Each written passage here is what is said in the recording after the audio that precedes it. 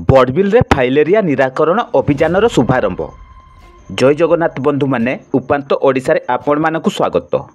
केन्दुझर जिला बड़बिल पौरांचल अंतर्गत पुराना बस स्टाण्ड निकटस्थ मधुसूदन छकठारे फाइलेरिया निराकरण अभियान और सामूहिक औषध सेवन कार्यक्रम शुभारंभ होईछि।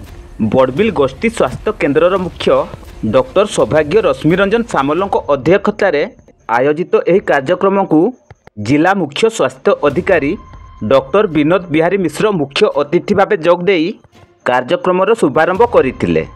बड़बिल नगरपाल लक्ष्मण महांत, पूर्वतन नगरपाल दिलीप मिश्र, बड़बिल एसडीपीओ देवेंद्रनाथ पिंगुआ, थाना अधिकारी अशोक कुमार नायक, समाजसेवी विजय महांती, प्रदीप कुमार ठक्कर, चंद्रगुप्त प्रसाद, इंद्रदेव यादव, रामू कर्मकार प्रमुख जोग देइथिले। बड़बिल अंचल में मशा माछी प्रादुर्भाव अधिक रहुथिबा बेले डेंगू, मलेरिया, टाइफॉइड, फाइलेरिया आदि रोग व्यापी थाए। तेणु एहार निराकरण संबंध में अंचलवासी को सचेतन करा सहित सामूहिक भाव फाइलेरिया औषध सेवन कार्यक्रम करा जायतिला।